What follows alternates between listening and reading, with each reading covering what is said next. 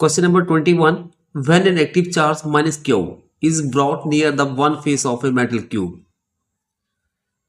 हमारे पास एक cube given है, फर्स्ट ऑफ ऑल एक क्यूब गिवन है और नेगेटिव चार्ज माइनस क्यू, इसको हम एक फेस जो है क्यूब का, मान लो एक फेस जो है इसके पास लेके जा रहे हैं, तो इन दैट केस ये नेगेटिव है तो पॉजिटिव चार्जेस यहाँ पे आ जाएंगे, इकट्ठे हो जाएंगे इस साइड, और नेगेटिव चार्ज इस तरफ.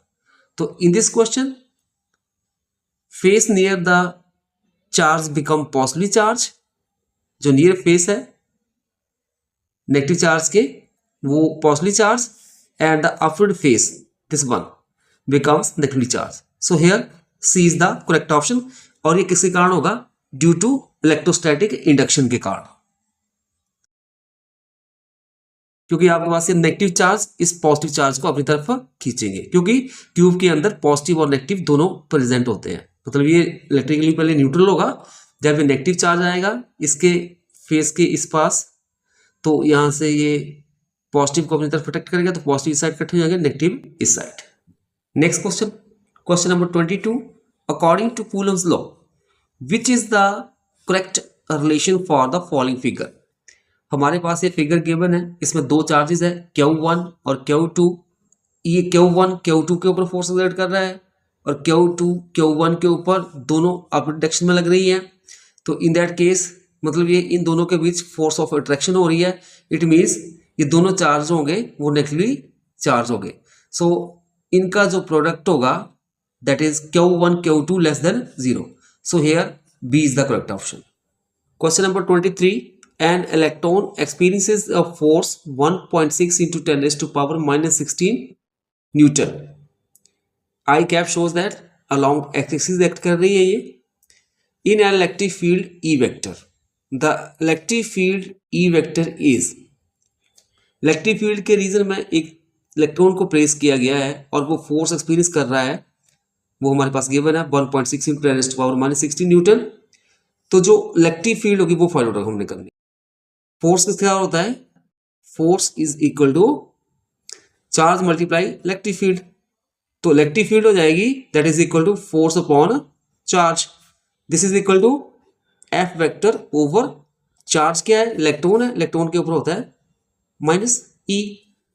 अब हम फोर्स की वैल्यू कर देंगे 1.6 into 10 raise to power minus 16 newton I कैफ over minus E charge on one electron 1.6 into 10 raise to power minus 19 coulomb.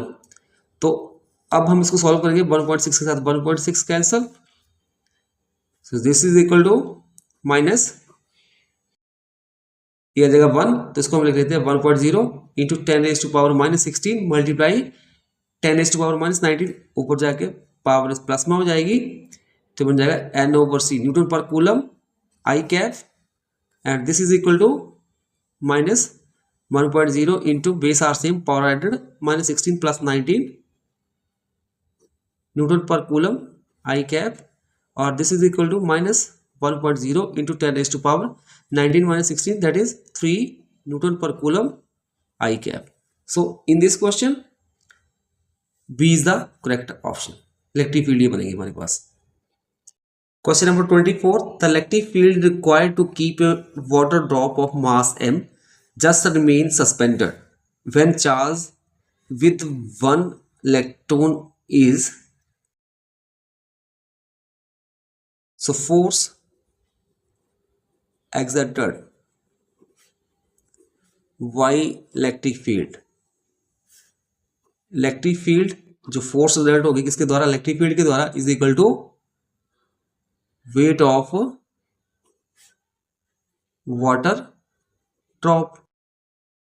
so force जो आ जाएगी that is equal to E charge on electron multiply electric field is equal to weight क्या हो जाएगा उसका mg.